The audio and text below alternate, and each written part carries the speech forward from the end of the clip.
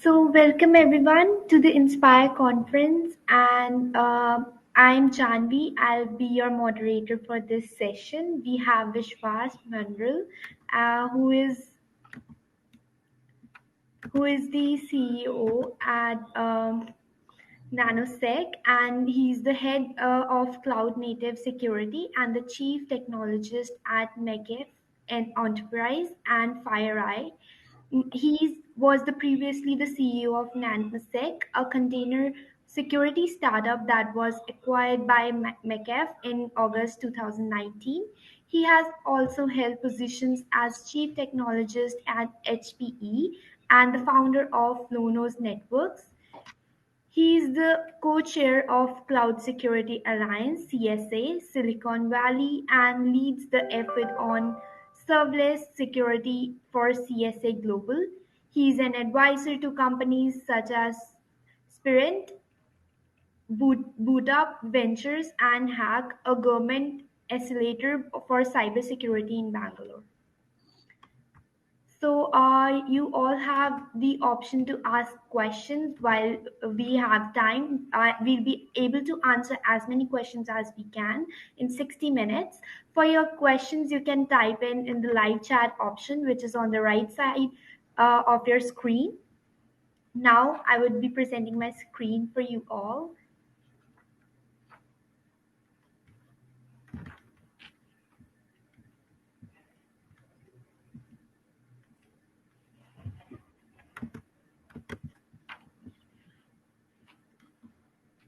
There's no option.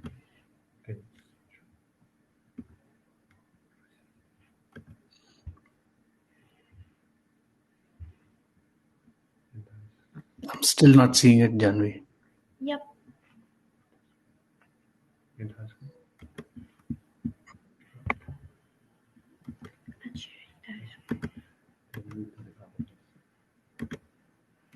Yep.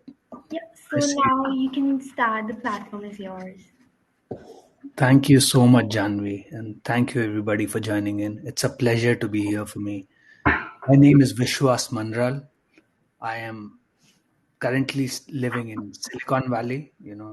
There are offices of Google and Apple and Facebook and LinkedIn all around where I live. I've seen these companies grow, seen them thrive, seen them from grow from zero to to large companies. And because I see so many of these companies around me, I want to take this chance today and help you in understanding what it takes to make a company, help you through my journey and what I've done, and talk about it. I'm so excited to be here and to be able to share my thoughts with you. And even as a start, I have to say, my knowledge of geography was very bad.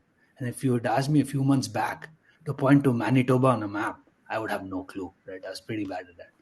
But now, since last 2 months, since Jose Manuel actually reached out to me and said, "Hey, could you talk at the Inspire conference?"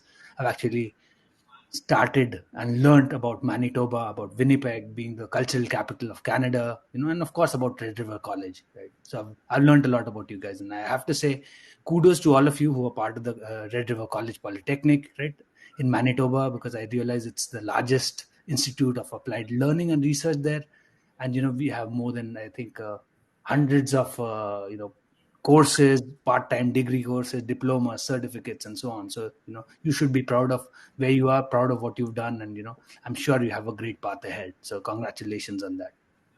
I'm also excited, not just because I'm going to talk to you, but I'm also excited because I get to talk on things other than what I'm usually used to talking about.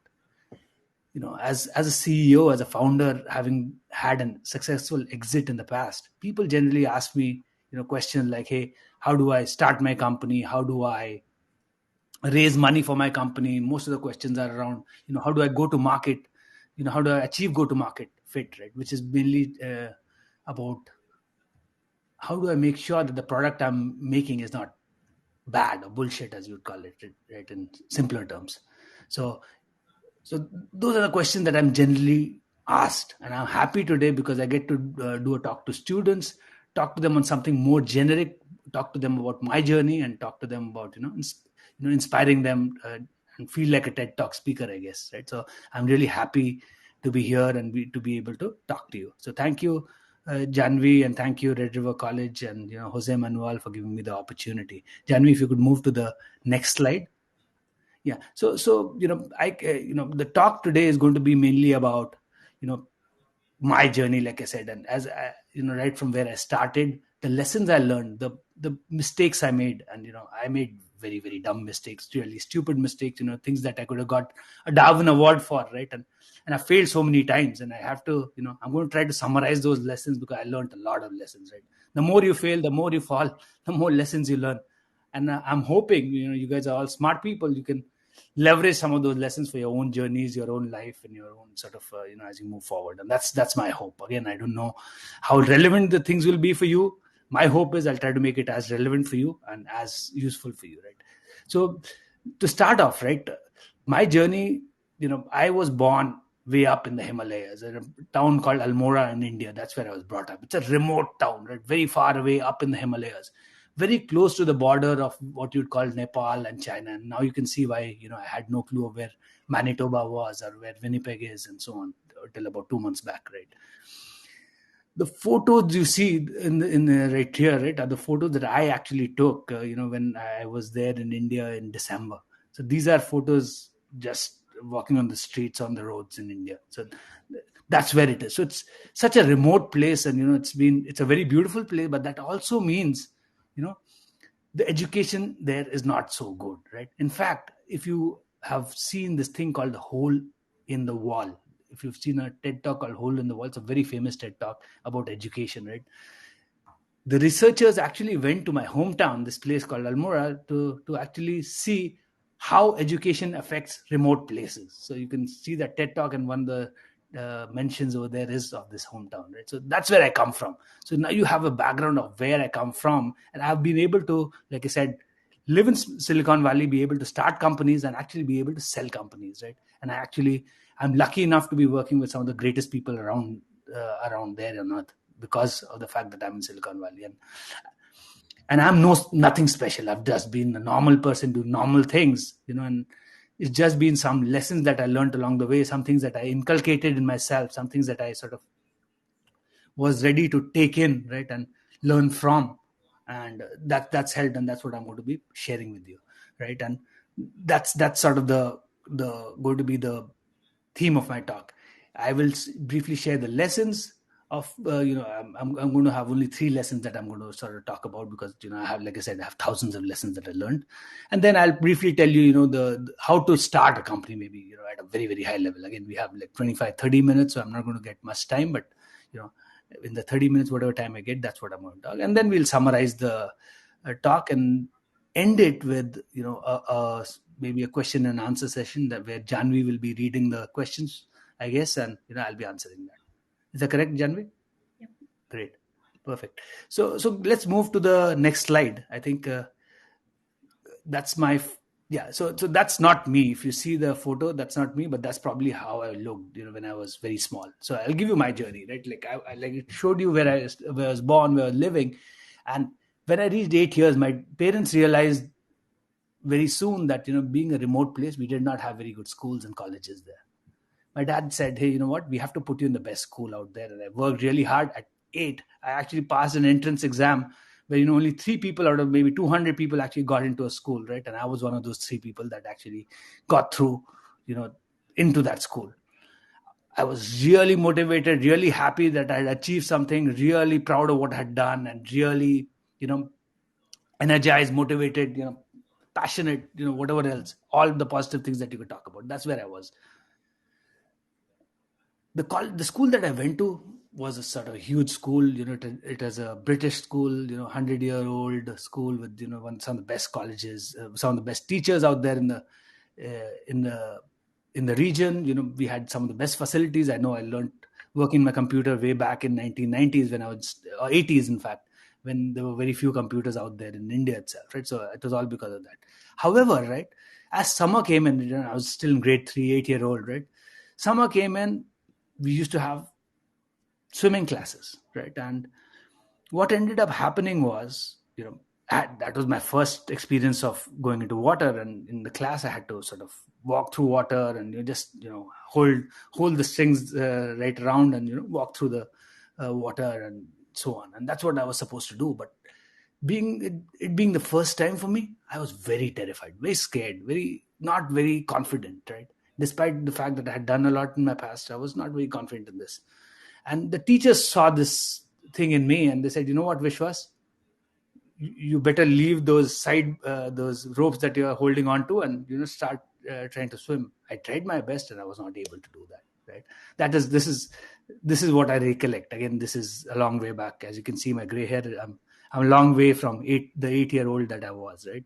So I tried my best. I wasn't able to do it. And what the teachers decided was, okay, if you are not going to do it, we're going to hold you and throw you into the water. So one guy held my hands, one guy held my leg, 1, 2, 3, and I was thrown into the water.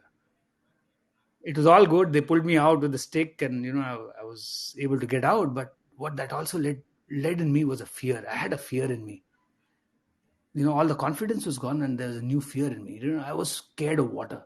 And from then, till every class that we had for the next 8 years, 2 months, the 2 summer months, twice a week, we used to have these swimming classes, and I bunked each and every class, each and every one of it. I was not attending any of them.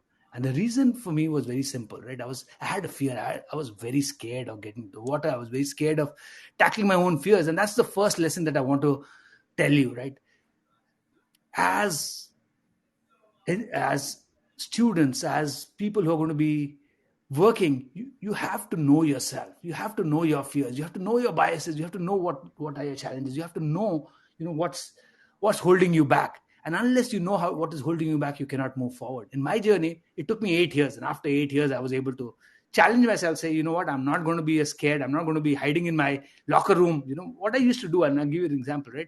We had these classes, and the attendance happens at the end of the class. What I would do is I would hide in the locker rooms at the beginning of the class. And when in the end of the class, I would come, wet my hair, and come to the thing and give my attendance, saying, yes, I did my swimming class. That's how bad things were for me. From my perspective, we all have capabilities to do our best. We all have capabilities to do a lot. But unless and until we really know ourselves, know our biases, know what's constraining us, we will never be able to achieve what we have to. And that's the first lesson that I learned, right? And this was way back early in my life. And another thing that I realized, right, a person who's good at one thing can be good at a lot of other things too. Again, you have to have the energy, passion, the love for it, but you can be good at other things too. To be good, you have to know, like I said, to be able to challenge yourself, to know yourself. And that's sort of the first lesson that I want to leave you with, right? Know yourself, challenge yourself, and do what you can, right? So that's the first lesson I want to leave you with. Moving on to the next slide, Janvi, if you can, right? That's the second thing, along the way that I learned, right? After my school, I went into college. I got into one of the best engineering colleges out there in India. Was doing really well, you know, and I got a great job at a company called Cisco. Cisco was one of the fastest growing companies, way back in 1999 when I first started work. Right, that was my first job. It was the fastest growing company out there. Everybody talked of it as being the company that would reach $1 trillion. However, when I was there, I realized, right, I was a small part of this huge company that was growing really fast. And because I was a fresher, the work that was given to me wasn't very inspiring. It didn't inspire me. It was like, hey, you had to do some testing of certain things. You had to do some qualifies certain things, run some, updates and so on. It was a task that, could easily be automated and could easily be, a human could easily be replaced in this case. And it didn't require all my the hard work that I'd gone through, all the engineering degrees that I'd gone through, right? So my take was, this is not what I want to do. And it was then that I decided, I'm going to figure out what is the highest level, and this is still while working out of India, right? What is the best to the highest level that I can get to from where I am. And what I realized at that time, and this is what I did, right? I said, okay, you know what, I'm in this place. I realize I'm in a big company, but I'm certain this is not what I want to be. This is not where I want to be, and this is not challenging me enough, and I want to do something that is important, right? And so what I did at that time was I decided at that very moment that I'm going to join a company where I'm going to get more important work. I left a company that was huge, fastest growing company, and joined a really small startup, right? That was just maybe 20, 30 people big, right? It was hardly big, right? It was pretty small, in fact.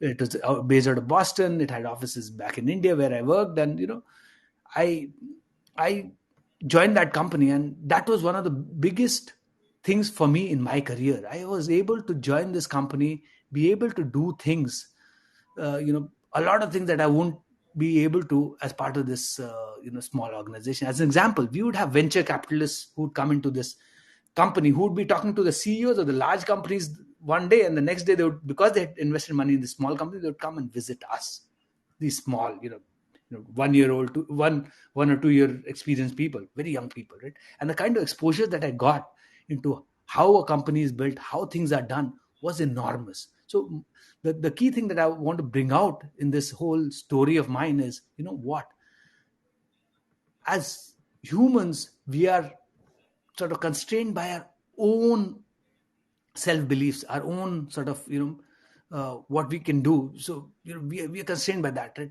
We have infinite potential. We can do what we want. It's We have to go and break the shackles of our own beliefs, and move forward. And interestingly, right, once I went to these small companies, and I'll tell you this, right, and you can search for this on the internet. If you search for somebody called mother of the internet, and you'll find this person called Radia Perlman. Okay, she's called the mother of the internet. And then if you search for her and my name, you'll find a lot of papers that I've written. And it's not now that I wrote these papers. I wrote these papers 18 years back when I was just starting my career. And how was I able to do it? It was not that I was any smarter than anybody else. It was just that, hey, I wanted to do something. And I said, you know what, I'm going to try to make an impact. I'm going to challenge myself to do things that I think I may not be able to. And very easily I was able to do it. And that was the other thing, right? So to dream big is important. The only exception that I'll try to put over there is, when you dream big, be really sure of what you want, because you might just get it. And then you'll realize, hey, I was dreaming of this and I got it. And now this is not exactly what I want, right? And then you're going to be left holding the plate in a way. So be very careful of what you're asking for, because lest you get it, like they say, right? So be very careful. But that's how I see it. So that's the other big lesson that I had in my journey, right? So dream big, plan big, challenge yourself, do things more than what you think you can achieve, and I'm sure you'll do well, right? And a third lesson, and moving to the next slide, Janvi, and after this I'll probably talk you through some of the key criterias of evaluating how to do business, or how to start a company, right? The third big lesson was the right team, right? So like I said, I dreamed, when I joined these startups, I dreamed of being a sort of a CTO, right? I want to be a chief technology officer, the guy who leads the technology for all these large companies. And interestingly, 10 years into my journey, I was a chief technologist at a company called HP, which was a pretty big computer company. It was the largest company in the world when I joined that company. Right? It had over $1 billion of sales and so on. So it was amazing. But once I realized I was chief technology, once I reached there, I realized, like I said, right, this is not what I wanted to do, because chief technologist looks very fancy. They have a lot of great things that they do externally. But then I realized, being inside, there's hardly any power you have to make changes, to help the company do better. It's more of an outbound role. And then I realized, this is not what I want to be. And that's when I said, okay, you know what, I'm going to be the master of my own destiny. I'm going to start my own company. Luckily, I started my first company that's still running. It's actually spun out into two companies. I started my second company, worked in it for 4 years, 4 hard years. Actually had zero gray hair before those 4 years, right? Which is like about 6 years back. And now if you see my hair, I've got like half of my hair have turned gray, and it's all because of the stress and the pressures and the tension that comes with being a CEO, with being the person who has to, you know, take responsibility for everything, right? And so, from my perspective, that is, quite a challenge. But I was lucky, as I was part of this, company. I was lucky that I was able to sell my company to a large company called McAfee, right? If you don't know McAfee, you could search for him. The founder of McAfee, this crazy guy, he's no more at the company. He was the founder. He had his own army and he moved on to Belize, and you'll hear lots of shady details about him, right? They were one of the big McAfee is one of the biggest antivirus companies out there in the world. They've been the biggest cybersecurity companies out there in the world, and I'm part of that company, right? And I was lucky to be part of it. But one thing I realized through my journey of entrepreneurship was I could have achieved a lot more. I achieved something, yes, I was able to sell my company, but I thought I had underachieved quite a lot.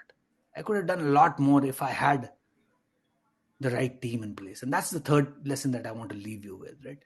We need to have a right team to work with. And this is one thing you should see, right? Like in the previous time I said, if you were to take a job, it would be better to take a job in a smaller company where you have more responsibility, versus take a job in a larger company where you do something small. In this case, I would say, if you're starting a company, or you're taking a risk, you need the right team. And when you're taking the right team, it means you have to now look at people who are complementing you, people who have diverse views, people who have diverse backgrounds, who can give you inputs, not just people who are just going to agree to everything you say, right? Which happens a lot. Once you become a CEO, you realize you're in an echo chamber. Everybody agrees to you and everybody says the right things to you. So you need the right team. And it becomes especially critical in companies that you start, because you know what, once you start a company, people come in and go out. In small companies, it looks like the ride is going to be all smooth, right? Hey, I started companies 4 years before, and 4 years hence I sold the company. It was in the news, and I became famous. People follow me. I have followers on Facebook and LinkedIn and whatever else, right? But it's a very arduous journey. It looks very rosy from outside. It's a very arduous journey. It's a uphill climb, right? A lot of cases it's not just an uphill climb. You have to go down a ditch and then climb up again, right? It's a daily, should I say, a daily grind. It's very hard, and so the right team really helps. So in this case, what I would like to point out to you is, you know if you're starting something on your own, or if you're joining a company, what you need to think about is joining the right team. It's okay to be in a not so great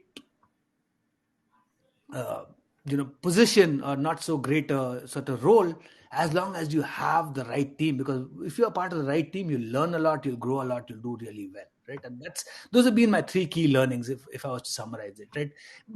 Challenge yourself, know yourself first, right? That's most important. Once you know yourself, have a dream, and dream big. Dream so big that dream of something that you think is slightly unachievable. If you're dreaming of something that you can easily achieve, then you're not dreaming big enough, right? And once you have that dream, go after it, see what is possible, and go after it passionately. The only caveat that I brought up was, hey, dream. When you're dreaming, make sure you know what you're dreaming.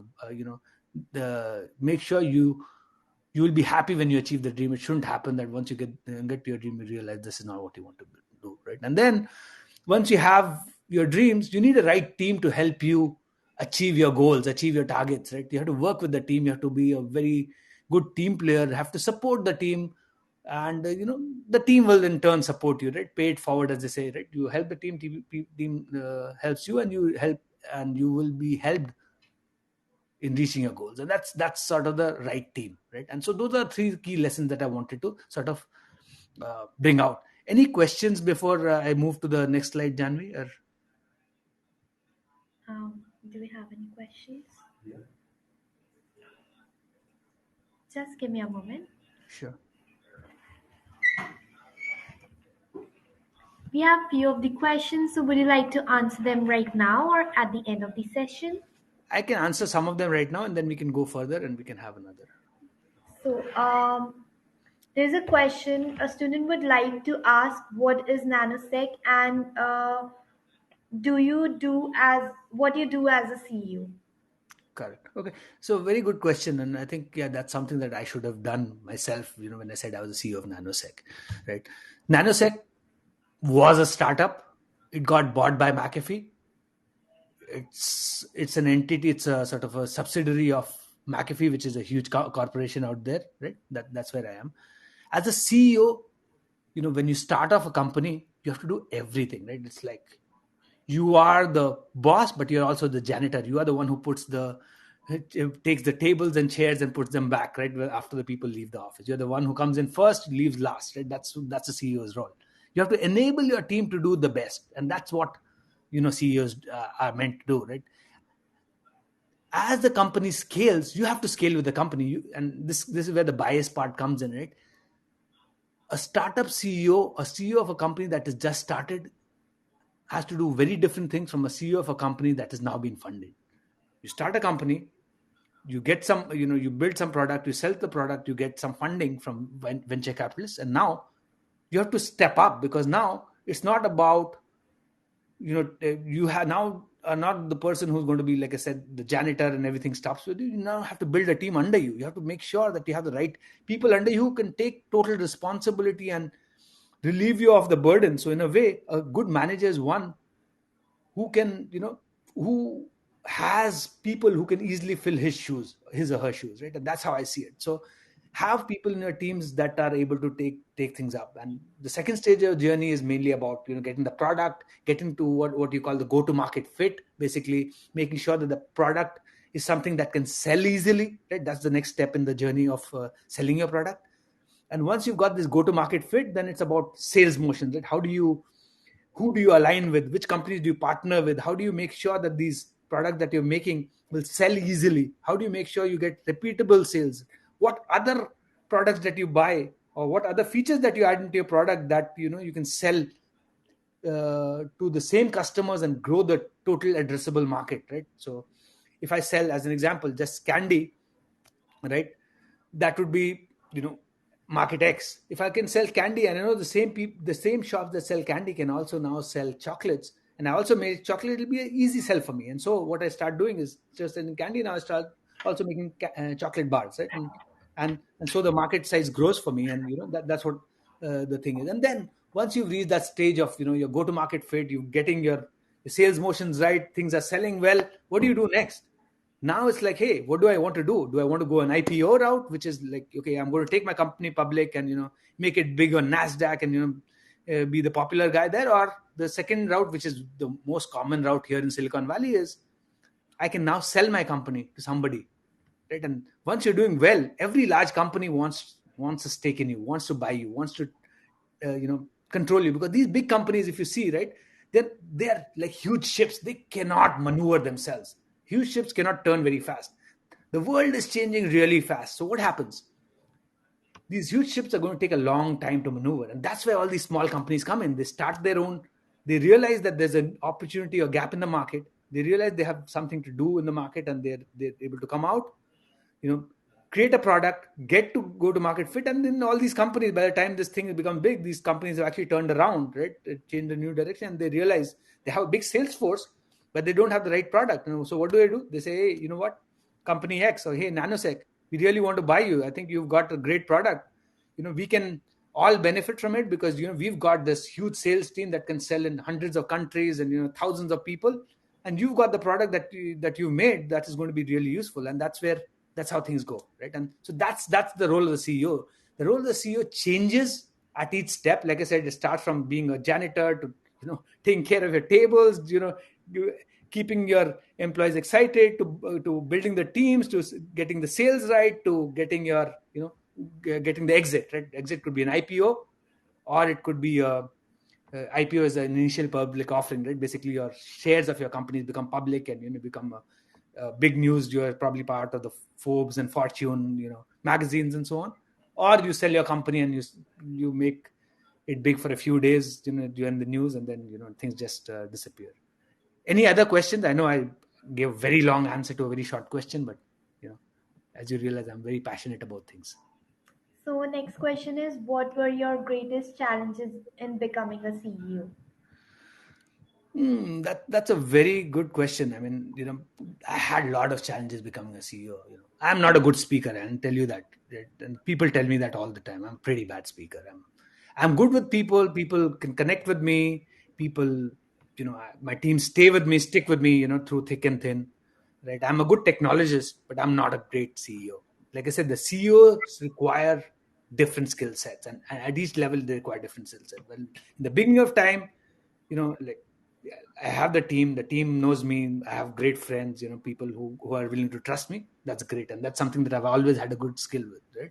I'm good technologist. I've created lots of new technology. Like I said, I've worked with the mother of the internet. Like I said, you can find my name with her. But I'm not a salesperson. I'm a pretty bad salesperson. I can say that for sure. I'm not very good at it at all. So sales was the biggest challenge for me. It was the biggest learning for me. I had lots of challenges trying to sell my product. It was like, coming from a technology world, I thought, I knew what customers wanted. I could build that, and that was the end of it. As I went through the motions, I realized the gaps in my thinking. Right? There are so many different gaps. You cannot reach every customer.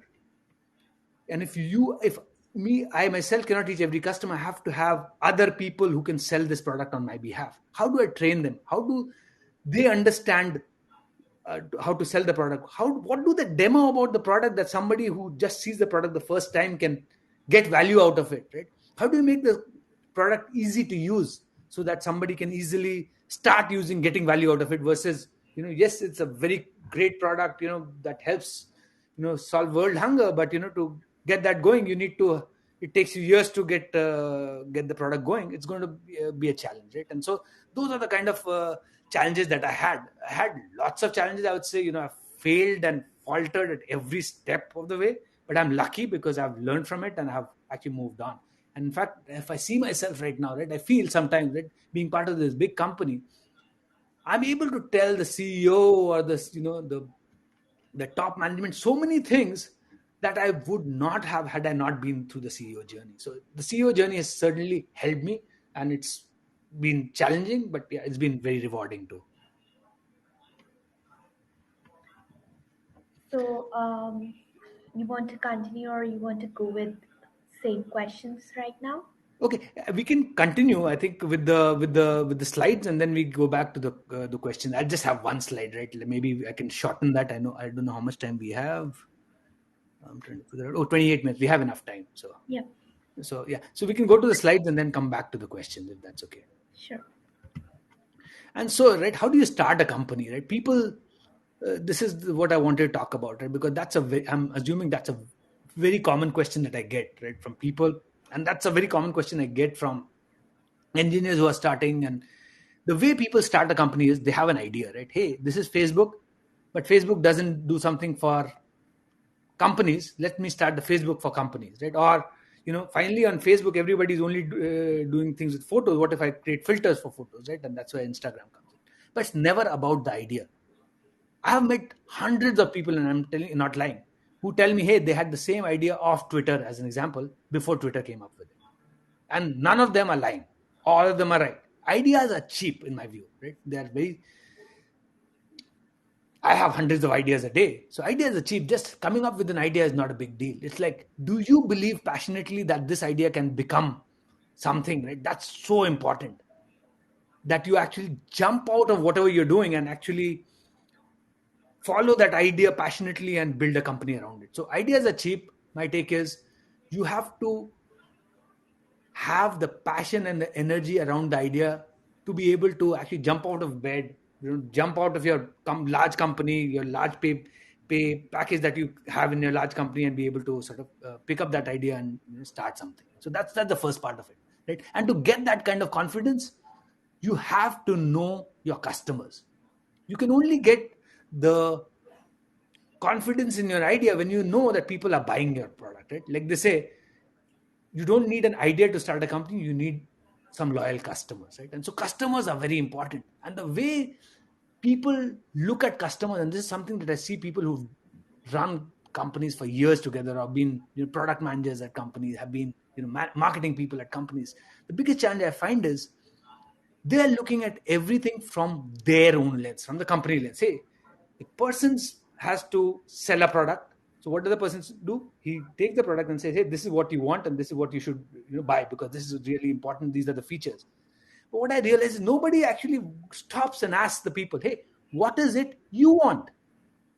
If you go the other side and understand the customer pain points and try to solve them, you will get so many nuggets that you will not realize. Right? You'll get lots of nuggets. Again, customers, let me tell you one more important part. The customers do not know what they want. They have pain points. They can tell you, you know what, Vishwas, when I'm, bringing up security products, it's taking me months to operationalize, right? I'm not able to get those security products working. Or once the security products are working, I need a 50% team or a 100% team to make to actually work on the product to make the product useful, right? Those are the kind of pain points they tell you. Customers can tell you their pain points, and you have to now, based on the product's knowledge, the team that you have, now go out and create a unique value proposition based on this key insight that you have. This is the problem. This is how we can solve the problem, and this is how we go after it. And that's the sort of the unique value proposition you create. And the unique value proposition is not just the idea. The idea is just very, very simple. It's about understanding the customer so well that you have an idea of exactly how you're going to create the product, where you're going to build the product, where the product is going to sell, who are the buyers of the product. Is it 10 to 12-year-olds? Is it 12 to 18-year-olds? Is it school going kids? Is it, you know, college students? Who is it? Right? You'll have a very clear, unique value proposition once you have gone through the, this whole cycle. And once you've taken up an idea, you have to make sure you are going through certain checks on the idea, right? Yes, the idea may be big, may be good, people may like it, and you have a unique value proposition, but is the market big enough, right? That's the other thing you have to see.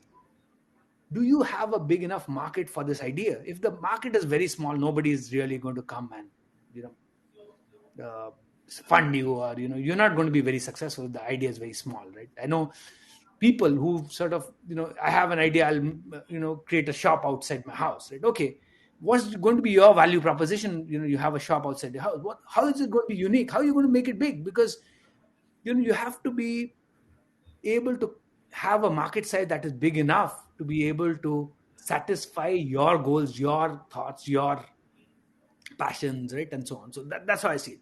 So just to summarize it, if you have to start a company, it's not about ideas, it's about knowing the customer. Ideas are a dime a dozen. Like I said, you know to be successful, you don't need an idea, you need a dedicated customer, right?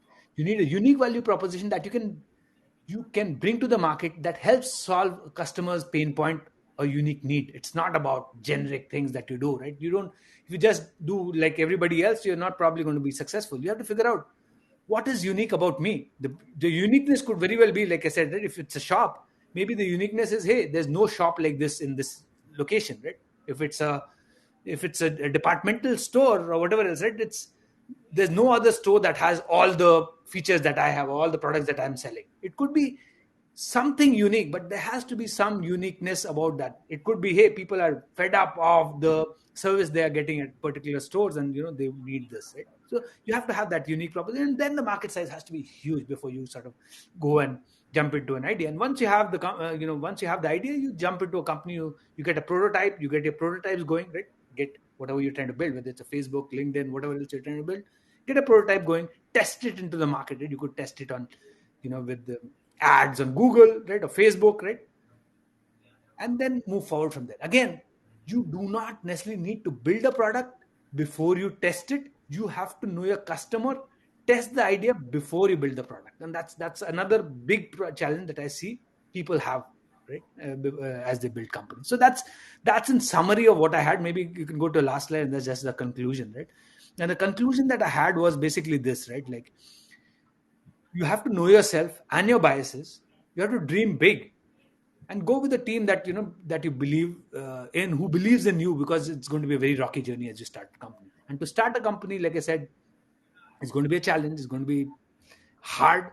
It's not going to be an easy journey. Some people have it easy, but it's a very, very rare occurrence. You're going to have days where you're going to think, hey, dude, what did I just do? I left my job, where I was getting $1 million, and I've now joined a company where I'm like hardly making any money, and I'm in fact paying out of my company, out of my bank, paying others, and I don't know what I did. You're going to have all those down days and up days, but you have to persevere, and the reason you'll persevere is because you've done your background work, you've done your research, understood your value proposition, understood your customers, understood why things are happening, and you're going to continuously iterate and change things, right? Like I said, put Google ads, this, that, and the other, whatever else, right, is required to make you successful. And that's how I see it. Again, I'll put one caveat before I sort of finish, right? The key caveat that I want to put is, everything that I said is probably that makes sense or may not even make sense to you, right?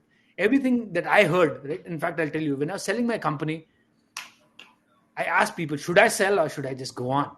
Because I'm getting these good offers from companies, right? And I had totally different views from every person I talked to. And all these people that I talked to had been CEOs before.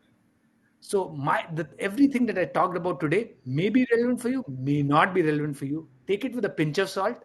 But what I would say is, think of the key things that you're doing. Think of how you are taking your career. Think of what you want to do. Challenge yourself and be more than what even you think you can be, right? And that, with that note, I would try to conclude, my talk, and probably get to questions and answers, if that's okay, Janvi. Yep.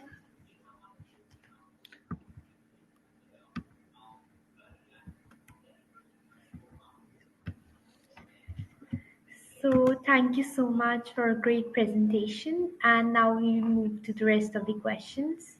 Sure. So for starting up, which country you think is better between Canada and India? So I'm not in Canada, right? So I've been to Canada, I've been to Vancouver a couple of times, but I haven't been much else in Canada. So I mean, I don't know in which aspects you are asking me, and I know it can be construed in various different ways. I like Canada because it's a beautiful place, but when I went to Vancouver, I can tell you I was there for 8 days once, and I only got out one day because that was the only day it was not raining, right? So I know that also. Right? So I know we have relatives in Kelowna and some of those places there, but I know it's a beautiful place, so I would love Canada. Right? That's one side of it. I'm living in the US, not in Canada, unfortunately. I like the Bay Area where I live because, like I said, right, nearly you'd be surprised, right? In Bay Area, everybody over here is about, if you're in a big company, people consider you like losers. Like it's a very surprising thing, right? When I was growing up, everybody asked me, "Hey, which big company are you going to be part of? Are you going to be part of a government job?" And once you reach Silicon Valley, it's like, "Hey, are you working for a large company? That's for losers, right? How the heck have you not even started your own company?" So I love the spirit in Silicon Valley and India. That's where I've been born. I go back to India often, and I see the energy there. It's amazing, right? It's like so many young people, right? The buzz is amazing. You see the number of unicorns that have come out of India last year. There are like probably 50 unicorns. I mean, what I mean by unicorns are companies or startups that are now worth more than $1 billion. There are probably 50 unicorns that come out in a year. So that's where the energy is. So I'm passionate about there too. So I like Canada. I don't have as much knowledge of Canada. I know it's a beautiful place. I've been to some places there. I love where I am in the US. We have the best talent in the world, all migrating here, right? From the best colleges, people who've started companies who've been successful all here. And India, of course, it's been the place where I have my heart, right? Because I've been there. I've been born and brought up there. So do you think starting up right after the college is a good decision? So there are two ways to look at it, right? And this is a question that comes to me, right? Like, how the heck did I consider myself reasonably smart, right? And so I'm like, why the heck did it take me so long to start my company? I started my first company when I was 30, 35, or somewhere between 30 to 35. I don't even remember now. And second company around 30 something, right? So, which is what I sold. So my take was, what could I have done better? And as I look back, one of the first things that I think about is, what if I was in college? If I had been in college and I had known that I could start something, I would have certainly started it. I see all these guys out of Stanford, right? Because Stanford is not too far away. It's on the freeway that I live on, maybe like 15 minutes away, right? And that's where all these Googles, Facebook, LinkedIn's, all these company CEOs have been, right? The key thing that I see is, once you're out of college, right, you can do a lot of things. There are advantages. The advantages are you have little baggage, right? When I'm starting a company when I'm 30, I have two young kids, right? I have a wife to take care of. I have a home mortgage to pay. I have so many other things to take care of, right? I have aging parents who are now reaching their 50s or 60s, right? And so that's the challenge, right? And now the risks that I take have to be more cautious. I have to be more cautious. I have to take lesser risk, right? That's where it is. But if I'm starting out of college, I can take all those risks that I could. I've seen some companies, right, out of Stanford for 4 years, 5 years, they were doing nothing. They were like trying idea one, idea two, idea three, idea four, idea five. And suddenly the idea six that they did clicked. And you know what? In 1 year or 2 years, they're $1 billion company. They got bought off by some large company, and they are successful. And that happens a lot. As a person who's already gone through a lot of life and then trying to start company, I cannot take that kind of risk where I fail 5 times and for 3 years or 4 years, right? And then start something. I have to be reasonably confident in my idea, reasonably confident of taking a bet. So I can't take totally wild bets, right? That college students could. So my take is that's the advantage. There's a disadvantage too. When college students come in, right, the percentage of success is going to be lesser. Well, the amount of success will be big, right? Whether you see Larry Page or Sergey Brin out of Google, right? They are one of the largest companies. Or you take Facebook, Zuckerberg, right? He's made a huge company, right? And they've all done it just coming out of college.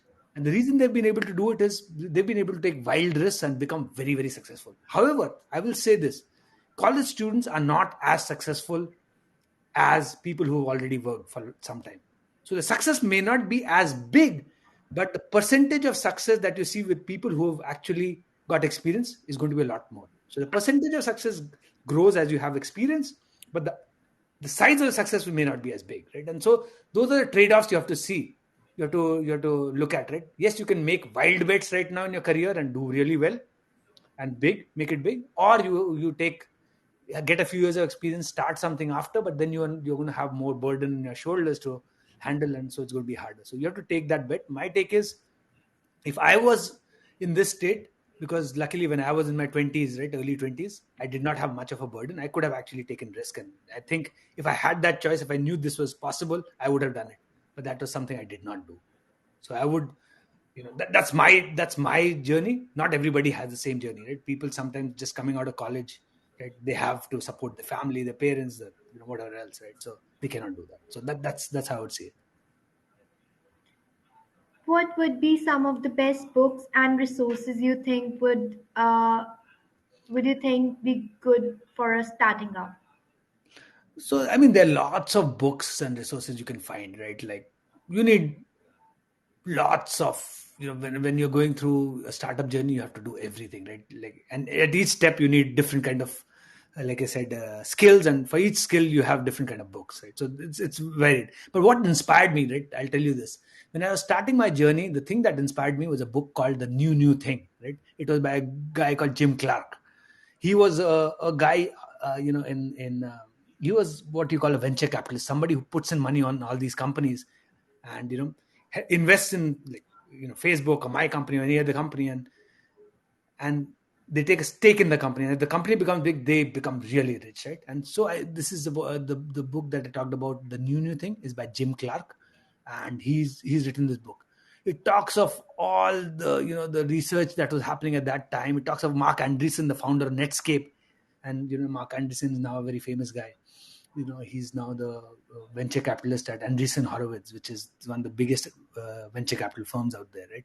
And so um, I would say that reading that book, reading about the energy that was there in that book, right? How people are starting companies, and it didn't tell me how to start a company, but it just showed me the story of Silicon Valley. That got me inspired, saying, you know what, I want to be in Silicon Valley. I want to be right where the action is, and I want to learn and build my company myself. And some years into my journey, I moved over to the US, to Silicon Valley. I didn't actually. I had a job offers right in Michigan, and some places. I said, I'm not going to join it. I'm going to come. If I have to come to US, I'm going to come either to go to Bangalore, because that's where the action in India is, or I'm going to come to the Silicon Valley. I came over, and I was able to meet a lot of successful people, learn a lot from a lot of great people, and I'm so lucky to be here and be able to give my journey and explain my journey to you.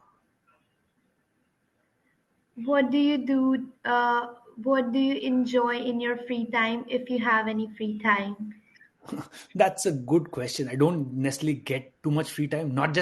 It's not just because of work, but it's also because of the fact that I have two kids, right? 12-year-old and 10-year-old, and so I get very busy with them because as an example, last weekend I was in a debate tournament. I was a judge for the debate tournament, which means I had to hear all these great speakers, right? These are high school speakers, or even like middle school kids who were speaking so well. I mean, in India, at least when I was growing up, nobody told me how to speak, or nobody actually, it, nobody really cared about speaking. And what I see kids in the US grow up, I'm sure it's the same in Canada. They grow up to learn to speak, and these kids speak better than most CEOs out there. I can say that, right, with a guarantee, because I talk to a lot of CEOs, and I do a lot of that. I play soccer. As a kid, I played state level soccer. I played field hockey. I've done a lot of things, right? I mean, I've done and failed, like I said, in a lot of stupid ways. Had a lot of what you'd call face palm moments, right? And I could probably get the Darwin Award for some of those stupid things that I did, and I do some of them still, right? I mean, still do pretty stupid things. Yeah. So, Sneaks is saying, I have a bunch of ideas that I think solve a problem in the society and ease the customer and do value addition. But how do I test my ideas without spending thousands of dollars upfront? Yeah, that's a good thing, and I like the question. Right, it says, "How do I validate my ideas without spending $1,000 upfront?" And that's a very good point, right? Because generally, what people do, I'll tell you this, right, and this is at least in Silicon Valley, right? People have an idea, they start coding their product, make a new website, make new security product, whatever else, and then they get to customers without validating. So, how do you validate ideas? And I'll give you some examples. Right? Somebody came to me, uh, you know, saying, "Hey, I want to build the Uber for college, just like Uber is for shared car thing, right? Uh, Vertical. I want to build the Uber for food for either single people and so on, right? So something on those lines." And he wanted to know how to iterate the idea. And my take was, you're already identifying a vertical. That's the wrong way. First, the way to iterate it is figure out who needs food right now. If you're trying to do a food idea, who needs food right now? Who are the ones who would buy the kind of food outside? Who eat out? Who would benefit from eating out, not from like a restaurant, but who are fed up of a restaurant but want home food delivered to their home? Figure that out. And how do you do that? You could use Google Ads. I know people here in the valley, right? People are trying to start, like I said, massage services, right? Like same thing, like Uber, but of massage therapists. So massage therapists will come to your home. You can book them. How do they do? They don't actually get even one massage therapist on the thing. But what they do is they push Google Ads saying, "Hey, would you want a massage therapist? This is a service that is there." Targeting it to the word to the geolocation that they want, right? So if you're in Silicon Valley, they say, "Hey, in Silicon Valley, Google or Facebook target people who are this to this year age, and whatever demographics you want to target, and you put ads and see how many people click that ad, see how many people join your mailing list, right, saying, 'Hey, I'm interested in the service.'" And once you see that 1,000 people already waiting on the service, you're good to go. Now you say, "Okay, you know what, now I'm actually going to find the masseurs who are there, and then I'm going to connect and create this whole app, and then push it to these 1,000 people who already joined my Facebook page, that they say they're interested in this masseur service," as an example. So this is a very, very common thing that happens, right? And these are all consumer ideas, right?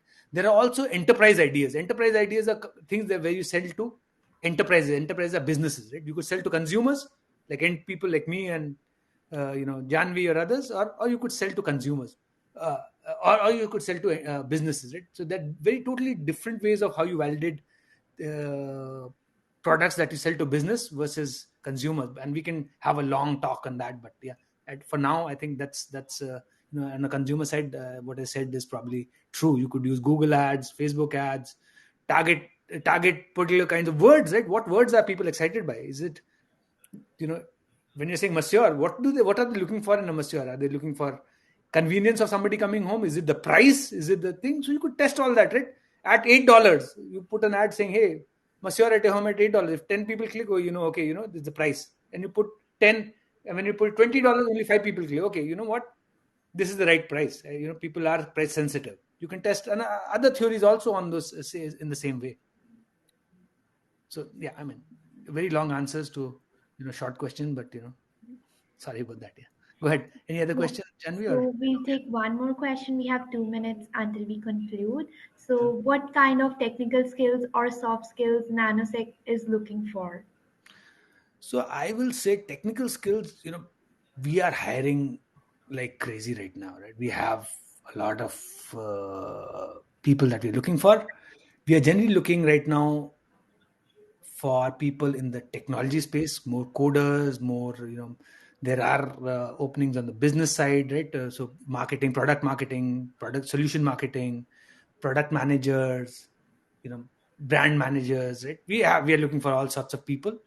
And yeah, I mean, we are recruiting heavily, so we'd be happy to, if there's anybody interested, I would be, they want to send their resume, I can take it. Again, the only caveat there is, generally recruitment is done when people are recruiting, everybody wants somebody who already has relevant experience. And so recruitment for colleges is always a hard job, so it's harder to break through. And so it's best to start getting some experience in some company, or doing something even as a project, right? That'll give you a sort of a leg up, if you have some experience based on, just some project that you did in college, or just something that you did on your own. That is a big thing. So that's how I would see it.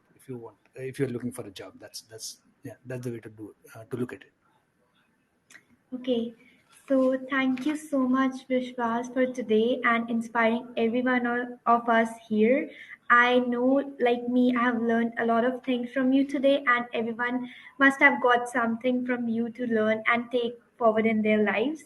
And thank you, everyone who attended this session and came here and asked such a wonderful questions to us so that we can learn more. And if you want to stay connected to Vishwas, you can click on his profile and go to his LinkedIn. You can definitely make a connection with him, ask questions, or if we have missed some questions here, you can ask him, get connected to him, and know more about him. So, you can also leave a thank you message for him in the chat, which he would love to read in the end. And you all can move to the next alumni panel sessions. And thank you for joining us today. Thank you.